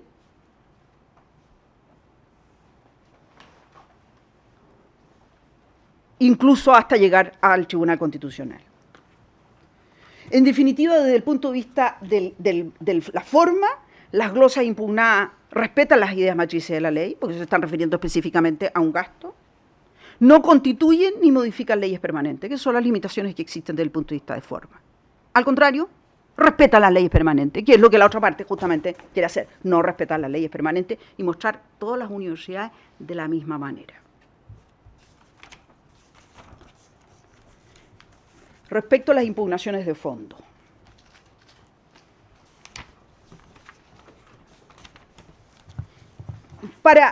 Ahora, la contraria señala que esta distinción, particularmente me voy a centrar en la glosa 05 por razones de tiempo, esta distinción que se hace entre universidades del CRUCH y universidades no del CRUCH, exigiéndole un requisito distinto a la universidad del no CRUCH, sería discriminatoria. Yo entiendo que se está refiriendo que tiene que ser discriminación arbitraria. Ya señalamos, lo cual ya muestra de que al menos no es una discriminación arbitraria, que estas distinciones las hace la ley. Entonces, si las hace la ley, ya si el legislador en la ley de presupuesto los hace, uno podría ya aventurar que eso ya no es una discriminación arbitraria. Pero enseguida preguntémonos si es razonable que el legislador tenga esa distinción. Y entonces tenemos que irnos al estatuto del CRUCH. Y mirar el CRUCH, por ejemplo, a propósito de la acreditación. El CRUSH es un servicio público. Tiene partida presupuestaria el CRUSH. Fíjese que el Consejo de Acreditación Universitaria no tiene partida presupuestaria, el CRUSH tiene. Tiene personal. ¿Y a qué se dedica este personal? ¿A qué se dedican? Los rectores tienen que reunirse al menos una vez al mes. ¿Y a qué se dedican? Justamente de acuerdo a su objetivo es a mejorar la calidad de la educación. Ese es su objetivo, mejorar la calidad de la educación. Coordinarse para mejorar la calidad de la educación. Y entonces tiene una serie de instrumentos y ha ido creando a lo largo de los años instrumentos. El más notable es la PSU, que además no la dejó fijo en el tiempo, porque antes tenía la prueba de aptitud académica. Ha ido trabajando cómo mejorarla. Y ha sido de tal éxito que hoy día es aplicada por algunas de las universidades que no forman parte del CRUSH. Pero no es solo una selección, que es muy meritoria para la facilidad de postulación de los estudiantes, no es solo eso. Cuando se pertenece al sistema único de admisión, además, se cumplen una serie de otros requisitos. Por ejemplo, quien se somete a la PSU como institución está obligada, si ofrece cupos en una carrera y hay un estudiante que postula, tiene que otorgarla. Por eso no todas las universidades privadas que no son del CRUSH se someten a ese sistema, aunque sus alumnos rindan la prueba, porque es exigente. Y el CRUSH, en definitiva, hace un control de calidad permanente. Están estudiando ahora los ingenieros que pertenecen a esta institución del CRUSH cómo mejorar los sistemas de admisión, para hacerlos también más equitativos. A eso se dedican, de eso trabajan. Veamos entonces las universidades privadas que no son del CRUSH. ¿Cómo es la acreditación? Este sistema de calidad, de mejoramiento de la calidad es permanente. Además, el Estado le está pidiendo al CRUSH, porque están obligados a hacerlo, a entregarle una serie de informaciones, y no solamente informaciones que tienen que ver con las profesiones, con las carreras, con la calidad, en fin, etc. Veamos las universidades que no son del CRUSH. Se someten a la Comisión Nacional de Acreditación. Sí, la Comisión Nacional de Acreditación saca una foto. Y no solamente saca una foto de un momento, no tiene esto periódico, sino que además tampoco acredita calidad. Eso es porque no se ha leído la ley 10.291. Si lo que hace la ley 10.291 es que lo que verifica, artículo 1 y 15, es que verifica si la universidad tiene un sistema de mejoramiento interno, sobre calidad, en definitiva. Entonces, si tiene sistemas internos, de acuerdo a su propio proyecto educativo, entonces, de acuerdo a eso, se acredita por tantos años. Pero eso asegura mucho menos la calidad que todo el sistema que existe en el CRUSH, pues. Si la Universidad del Mal estaba acreditada, hay 14 universidades que no son del CRUSH que no están acreditadas. La Universidad del Mar estaba acreditada. Y le aseguró, le dio seguridad a los alumnos de la Universidad del Mar de que en definitiva tenía una calidad que le permitía mantenerse en el tiempo y que no había fraude detrás. No, porque el sistema de acreditación no es el mismo sistema de acreditación que existe en todas partes del mundo, no es perfecto. Porque mira eso. Veamos entonces la situación del CRUSH. El CRUSH, en cambio, tiene este sistema permanente. Ahora, por ejemplo, están trabajando con convenios de desempeño para lograr mejorar todo el sistema nuevamente de todas las universidades. Además de tener esta mirada nacional, de tener más universidades concentradas en regiones que en el centro, que en Santiago. Además de toda una vocación pública. Entonces, es razonable, entonces, además de que la ley ya se distingue, es razonable que se exijan 4 años, como lo exige la glosa que mandó el presidente Piñera en un programa que en su gobierno se inventó. Es razonable que se haga esta distinción de universidades del CRUSH acreditadas, porque están todas acreditadas, de más de 3 años están todas acreditadas, y universidades del no CRUSH se exija 4 años. Por supuesto que es razonable. No puede decirse que es una discriminación arbitraria. Su señoría, me queda poco tiempo. Digamos simplemente que a propósito del segundo requisito, esto es asegurar el no lucro. Cuando yo leí el requerimiento, señoría, pensé, perdonen que lo diga, pero pensé, el papel aguanta cualquier cosa. A través del requerimiento se nos quiere hacer creer que la Universidad Católica, la Universidad de Concepción, la Universidad de Chile persiguen fines de lucro. Eso es algo absolutamente increíble, que se pretenda eso, e igualarlo con otras universidades que sí tienen instituciones, aguas arriba, como dice que sí tienen instituciones que sacan dinero y que no existe el mecanismo todavía no ha existido los mecanismos suficientes para identificarlo, aunque ha habido causa penal en algunos casos. Respecto a la participación de los estudiantes, su señoría, todas las universidades del CRUSH, aunque no lo tengan en su estatuto, pero todas tienen participación. ¿Y eso qué persigue? Persigue también control de calidad. Y la calidad es un requisito que este tribunal ha señalado que se puede perseguir desde el Estado. No hay, en definitiva, su señoría, ninguna discriminación arbitraria en los requisitos que se establecieron, que además se tomaron no, como se dice livianamente, para diseñar una nueva. No, si lo nuevo, vuelvo a insistir, está en la gratuidad, eso no está cuestionado. Lo que pretende la otra parte es decir, como yo no estoy de acuerdo con la gratuidad, porque lo ha señalado el colega, lo dice en el requerimiento, entonces le quiero pedir que pasen esa plata para becas. Eso es el planteamiento, pero es un asunto enteramente político. Su señoría, lamentablemente, en media hora no alcanzo a manifestar todos los argumentos que existen para mostrar la cantidad de falacias que se plantean en el requerimiento y los hechos falsos, las concepciones falsas desde un inicio que fundamentan el requerimiento. Pero tengo la convicción de que este excelentísimo tribunal va a saber ponderar las diferencias radicales que existen entre las universidades del CRUSH y las universidades que no son del CRUSH, y quienes están establecidas en la ley, y que en definitiva, estando establecidas en la ley estas diferencias, mal podría este tribunal, a propósito de este tema, señalar que se establece allí una discriminación arbitraria. Tengo en ese sentido, y tiene el Ejecutivo, una convicción de que este tribunal, como su prestigio lo amerita, va a resolver en derecho. Por consiguiente, creemos y tenemos la seguridad que va a ser rechazado el requerimiento en todos sus aspectos. Muchas gracias. Muy bien. Señoras ministras, señores ministros, ¿alguna pregunta? Ministro García.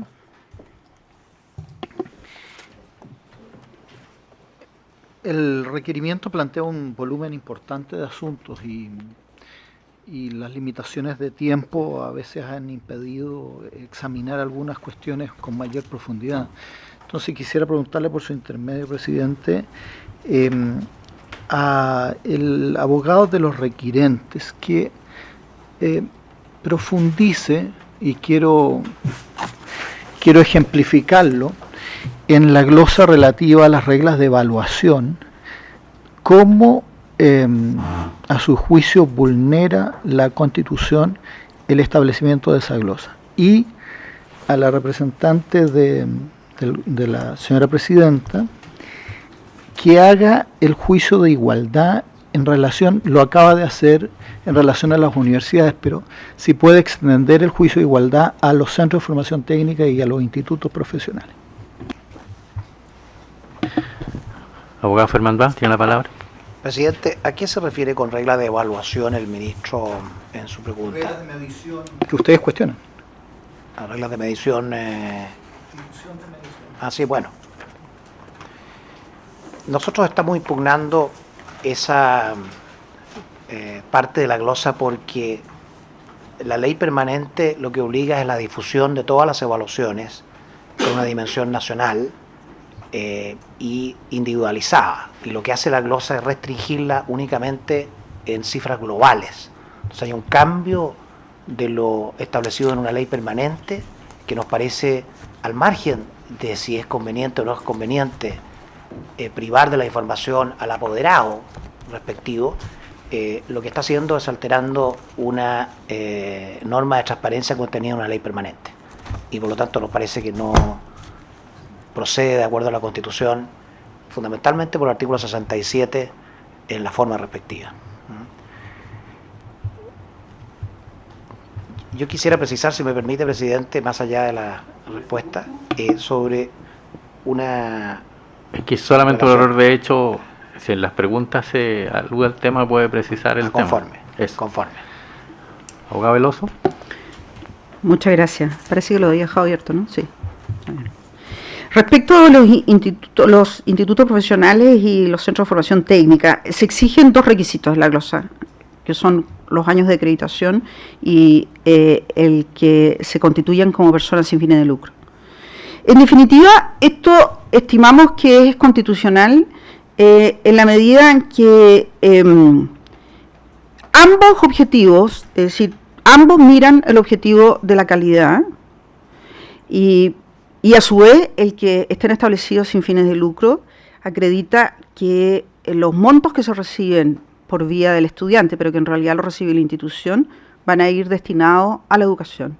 Sobre ambos aspectos, este Tribunal Constitucional se ha pronunciado en otros requerimientos, señalando que son objetivos legítimos constitucionales.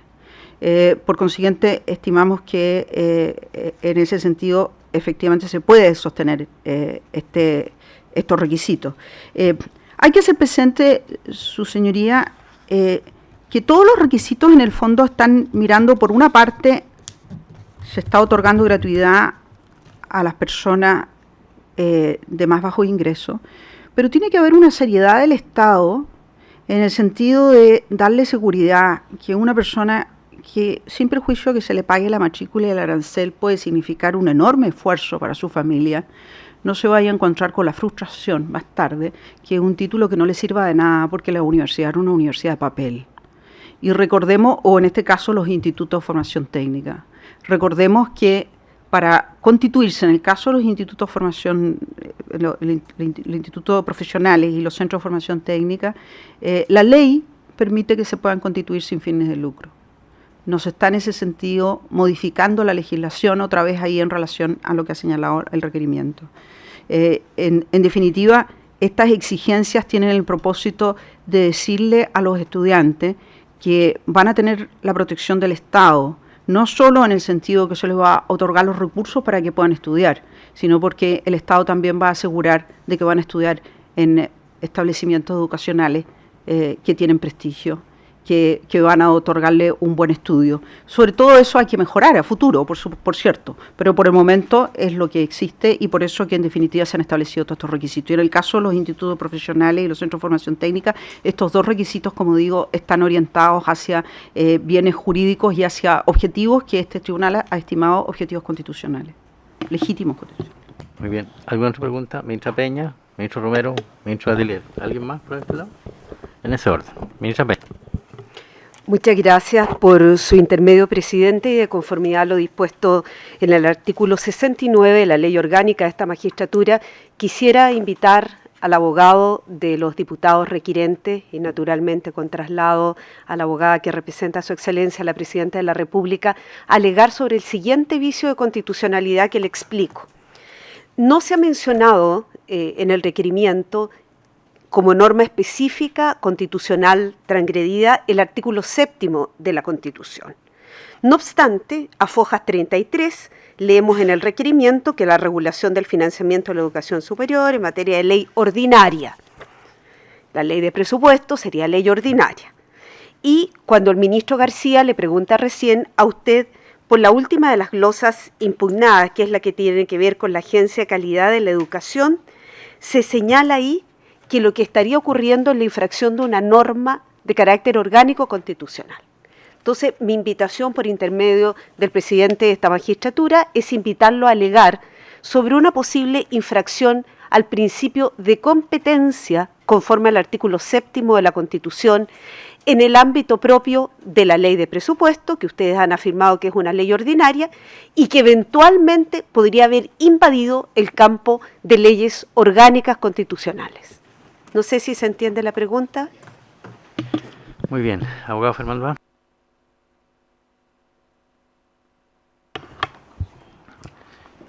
Creemos que en la regulación del sistema educacional hay un caos en materia de competencia.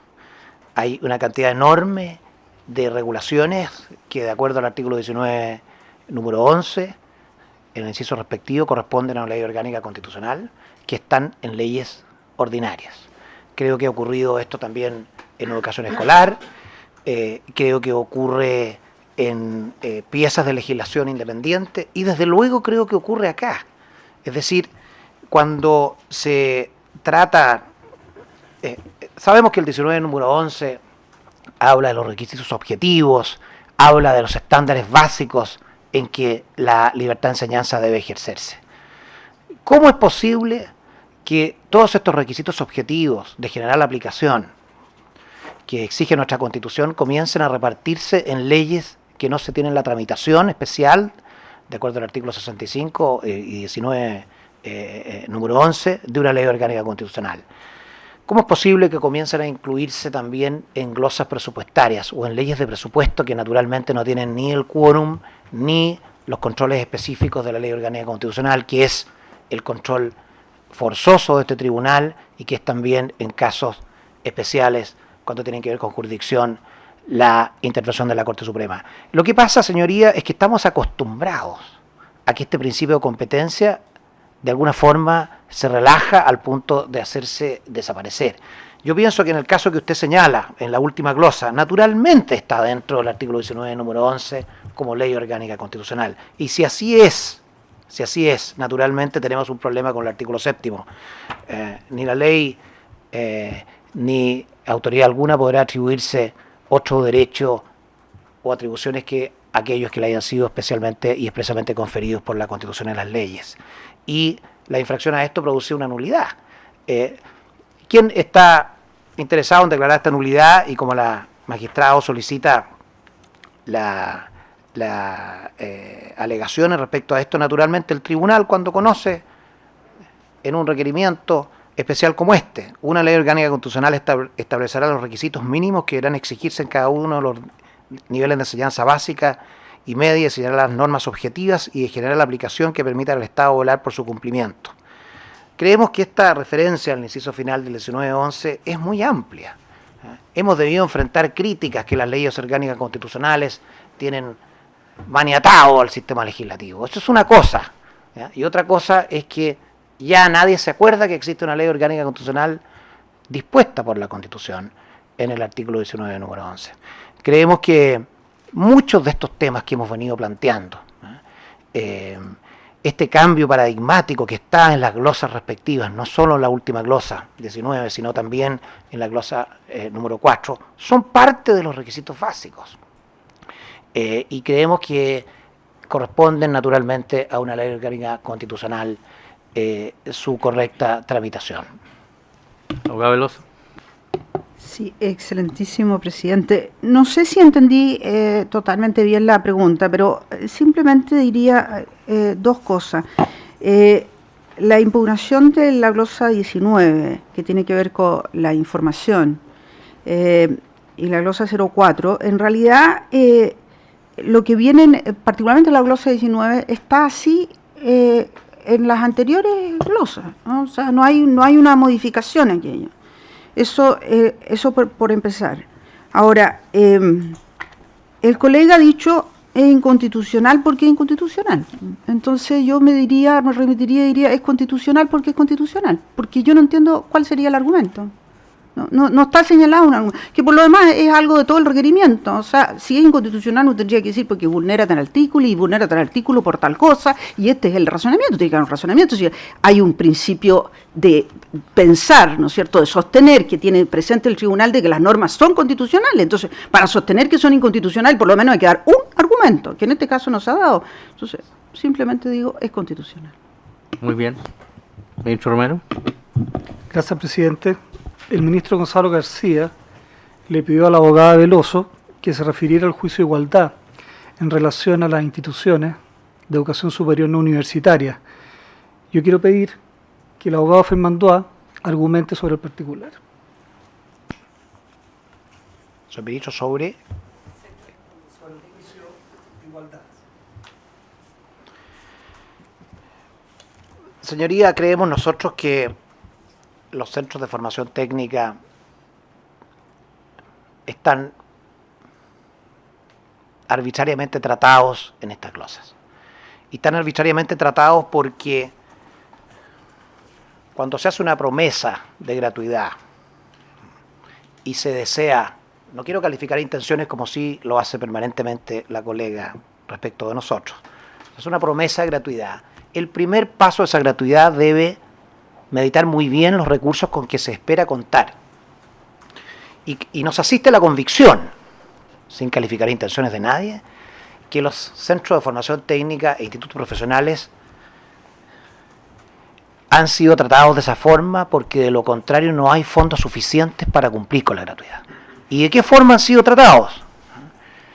ocurre que no solo se está exigiendo de cerca los 100 CFT e IP existentes, se está exigiendo una acreditación de 4 años.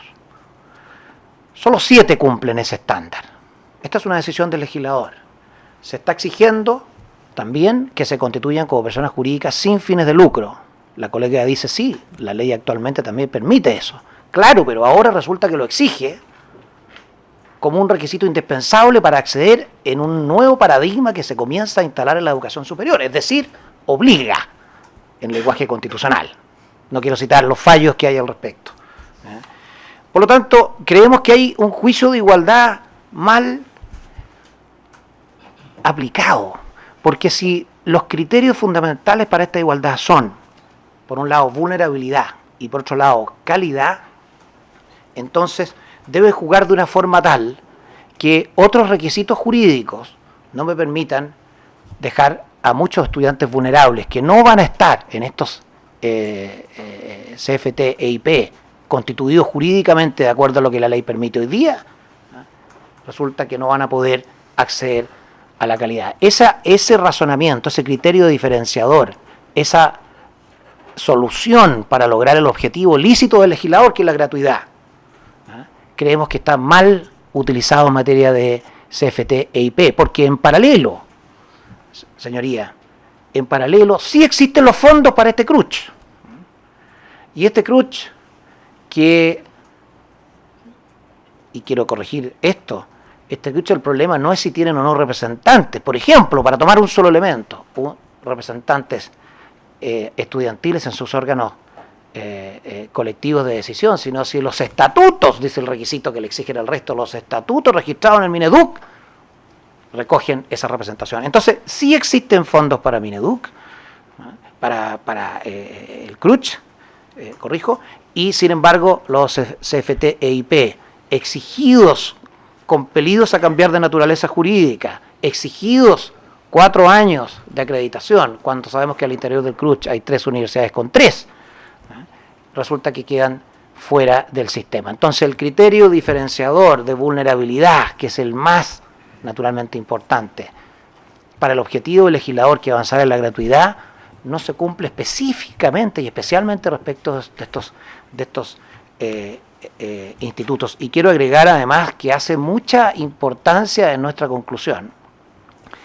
Como dice la doctrina constitucional en materia de profesión regulatoria, pero es un criterio general, el dar la oportunidad para adecuarse a la nueva legislación. El derecho constitucional no está para impedir las nuevas legislaciones. El derecho constitucional las debe acoger, pero sí para dar criterios de cómo se hace ese tránsito, lo que se llama en inglés el abruptness, la sorpresividad. Usted me quiere sorprender con una nueva regulación, perfecto, deme una oportunidad para cumplir. He probado, señoría, con esta carta impactante del Centro de Formación Técnica ProAndes, que intenta convertirse en persona jurídica sin fin de lucro, y el Ministerio le contesta que no puede. ¿Qué otra forma más fácil de probar que el criterio diferenciador y la racionalidad que debe existir en él, esa lógica elemental que Linares Quintana cita y tantas veces su señoría, no se cumple en este caso? Bien, gracias. ¿Ministro Romero, está bien? Gracias, presidente.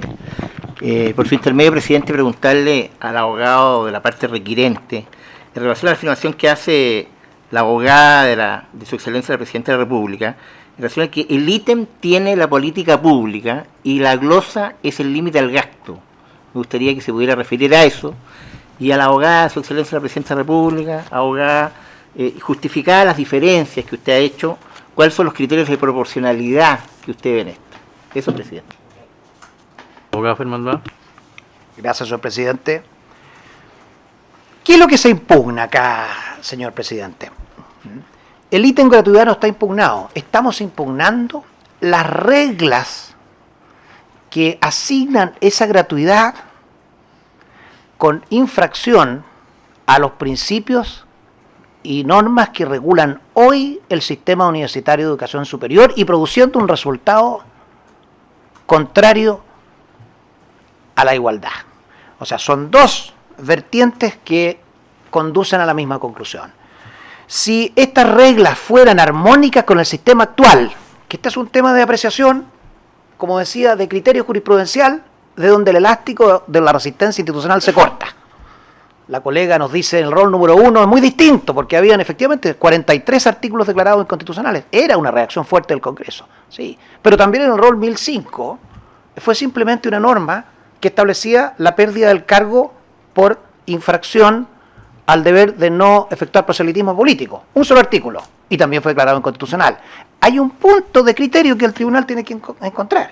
Desde luego, nosotros creemos que esta política de gratuidad, que se contiene en la glosa que establece las reglas, la autorización del gasto está en el ítem, en la glosa, y por eso que estamos aquí.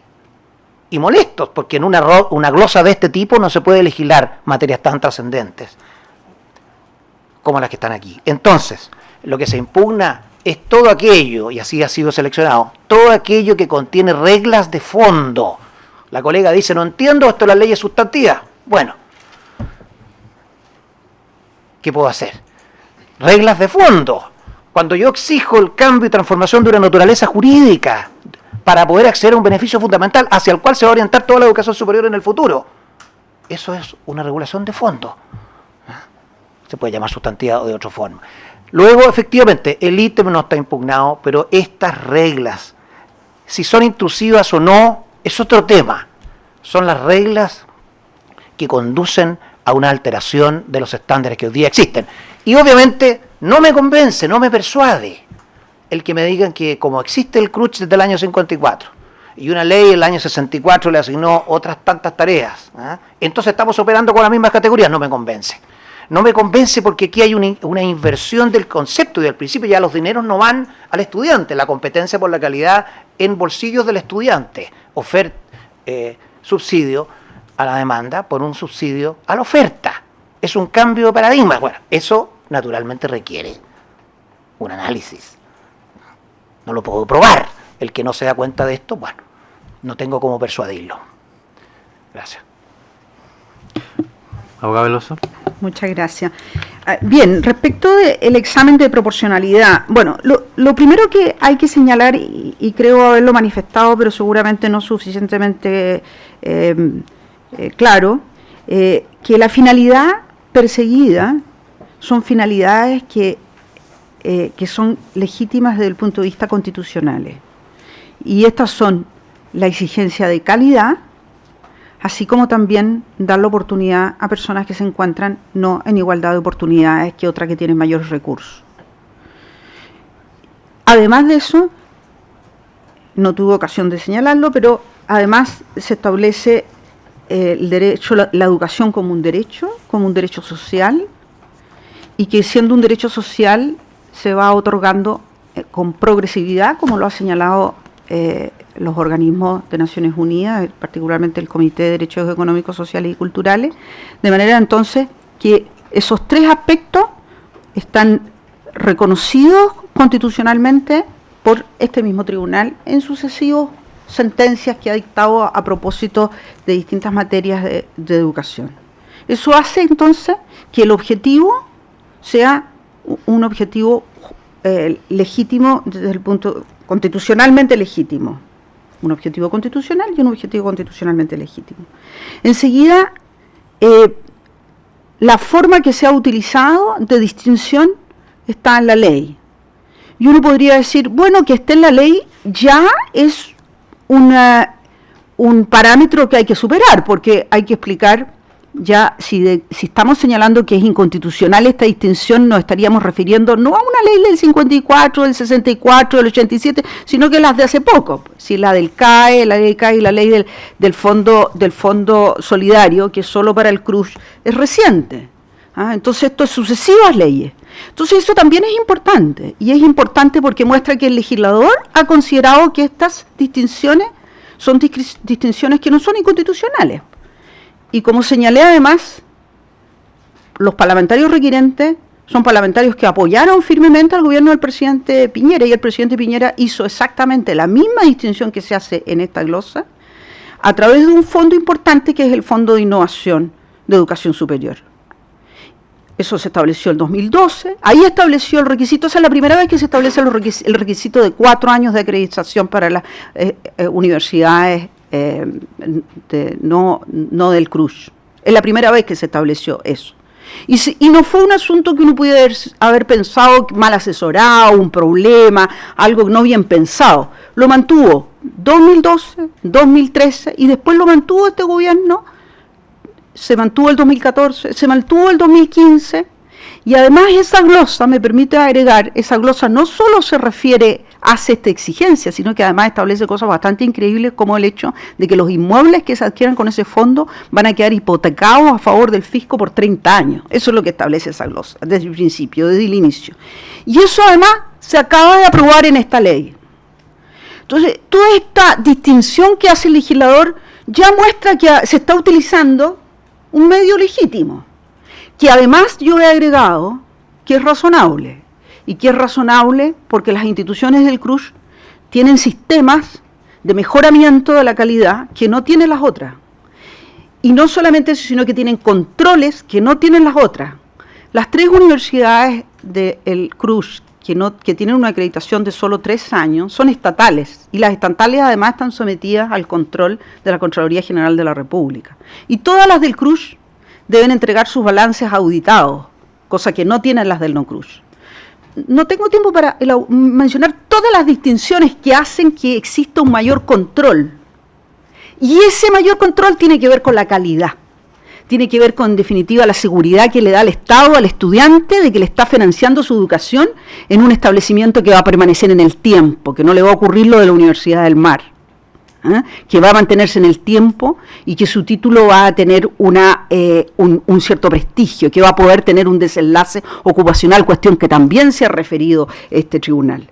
Eso hace entonces que los medios además sean legítimos y que en definitiva exista esta razonabilidad y por consiguiente no se vulnere el principio de igualdad. Quien sostiene que se vulnera el principio de igualdad tendría que acreditarlo. Y la manera como lo sostiene el requirente es señalar simplemente de que es una distinción que no se justifica. Pero no se hace cargo que esta distinción es del legislador, ni que tiene razonabilidad. Muchas gracias. ¿Alguna otra pregunta? Ministro Vázquez. Para la abogada señora Veloso.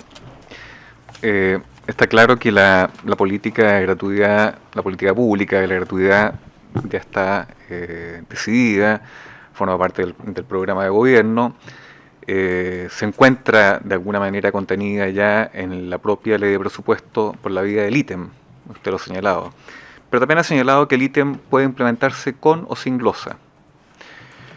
Y en consecuencia, la glosa, de acuerdo al propio sentido de su palabra, ¿no es cierto?, viene a determinar, viene a precisar cómo se distribuyen esos ingresos, ese monto ya precisado en la ley de presupuesto. La pregunta es, ¿depende la gratuidad y la política pública ya contenida en el ítem presupuestario correspondiente, depende de la glosa?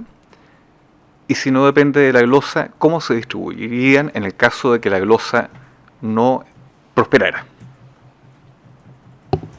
Muchas gracias, señor ministro. A ver, en primer término, una precisión respecto a lo que yo dije. Yo dije que podría haber sido enviado sin glosa. Es que es distinto a ya haber establecido una glosa y que la glosa la estime inconstitucional el Tribunal Constitucional, ¿cierto? Es diferente. Porque podría efectivamente, la ley de presupuesto no tiene ninguna obligación de que los ítems aprobados se determine cómo se gasta efectivamente a través de una glosa. Esto ha sido una práctica que se ha agregado, entre otras cosas, para el debate parlamentario y para establecerle y decirle al Ejecutivo la manera como se van a distribuir esos recursos. Por eso dije yo no era estrictamente necesario. Lo habría hecho por reglamento, seguramente lo habría hecho por reglamento. Normas generales de administración. Depende, eso es lo primero. Lo segundo es que yo no estoy en condiciones de decir qué haría el Ejecutivo en caso de que el Tribunal considerara inconstitucional la glosa en cualquiera de sus aspectos. En primer término, yo no me he puesto en esa situación porque pienso que va a ser declarado constitucional. enseguida, porque no formo parte de las decisiones del Ejecutivo, yo, usted sabe, soy simplemente el abogado en la materia. No obstante eso, si usted pregunta una opinión simple como abogado, yo creo que el Ejecutivo no tendría ningún problema jurídico si lo distribuye entre las universidades del CRUSH, porque tiene tiene el ítem de los aportes basales y lo puede hacer por convenios de desempeño, que es lo que hace habitualmente porque tiene esos convenios de desempeño. Y en ese sentido, al decir eso, quiero agregar que en realidad en esta glosa lo que también de alguna manera es más nuevo es que se agrega a las universidades privadas que no son del CRUSH. Y seguramente, de alguna manera, al pretender... al plantear esta inconstitucionalidad, si fuera acogido de alguna manera, es una opinión, podrían ser más perjudicadas las universidades privadas que no son del CRUSH, que a primera vista, yo me imagino que los señores ministros pueden visualizar mejor eso, pero a primera vista no veo tan fácil poder incorporar los recursos a través de los otros ítems, porque el Ejecutivo siempre puede reasignar, y el Ejecutivo lo que no puede hacer es que si el Tribunal Constitucional, todo haciendo una cosa muy hipotética, pero si el Tribunal Constitucional considerara inconstitucional algunas normas y como el Ejecutivo no puede aumentar el gasto, porque el gasto tiene límite, entonces estoy pensando que en definitiva lo que no me cabe duda es que el Ejecutivo puede reasignar y podría reasignar siguiendo la misma lógica, lo aprobado, o sea, la gratuidad hacia el aporte basal, que está sin glosa por lo demás, porque el aporte basal está establecido a través de ley y por consiguiente se respeta la ley permanente. Pero es una disquisición, excelentísimo tribunal, que hago yo como abogado. El Ejecutivo no me ha entregado para nada ninguna idea, porque el Ejecutivo piensa que obviamente tiene que ser rechazado este requerimiento porque no considera que es razonable el planteamiento de los señores diputados. Bien, ¿alguna otra pregunta? ¿No? Muy bien, concluida entonces la vista de la causa. Muchas gracias.